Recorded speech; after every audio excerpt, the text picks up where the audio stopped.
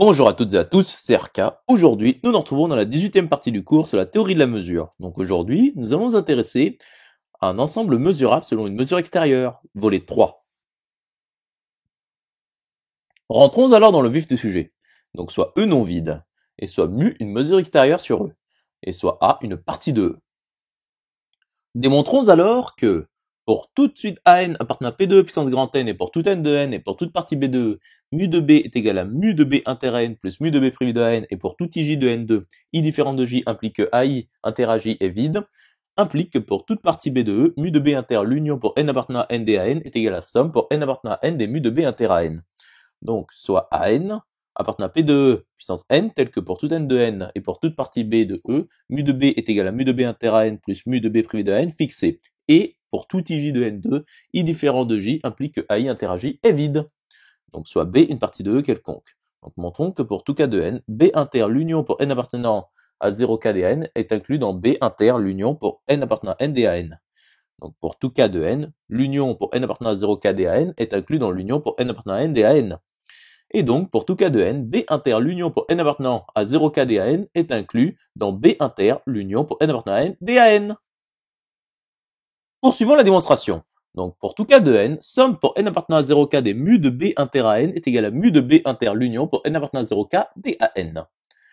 Ce qui est à faire égal à mu de B inter l'union pour N appartenant à N DAN.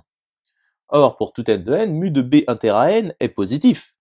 Donc, il existe L appartenant à R plus bar tel que L est égal à la limite lorsque 4 aura plus infini de la somme pour N appartenant à 0 k des mu de B inter à N.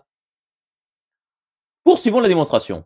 Donc, limite lorsque 4 aura plus infini de la somme pour N appartenant à 0 k de mu de B inter à N est à faire égal à mu de B inter l'union pour N appartenant à N DAN. C'est-à-dire, somme pour N appartenant à N des mu de B inter à N est à faire égal à mu de B inter l'union pour N appartenant à N DAN. Et mu de B inter l'union pour N appartenant à N DAN est égal à mu de l'union pour N appartenant à N des B inter à N qui est à faire égal à la somme pour N appartenant à N des mu de B inter à N qui est à faire égal à mu de B inter l'union pour N appartenant à N des AN. Donc, mu de B inter l'union pour N appartenant à N des AN est égal à la somme pour N appartenant à N des mu de B inter à N. Conclusion établie.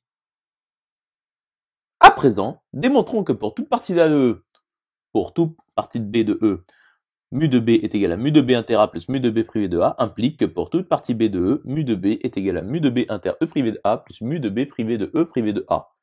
Donc soit A une partie de E quelconque, telle que pour toute partie B de E, mu de B est égal à mu de B inter A plus mu de B privé de A. Donc soit B une partie de E quelconque. Donc mu de B inter E privé de A plus mu de B privé de E privé de A est égal à mu de B privé de A plus mu de B inter E privé de E privé de A. Ce qui est égal à mu de B privé de A plus mu de B inter A, ce qui est égal à mu de B inter A plus mu de B privé de A, ce qui est égal à mu de B. Conclusion établie. J'espère que cette vidéo vous aura plu et vous sera utile. Nous nous retrouvons dans la 19e partie.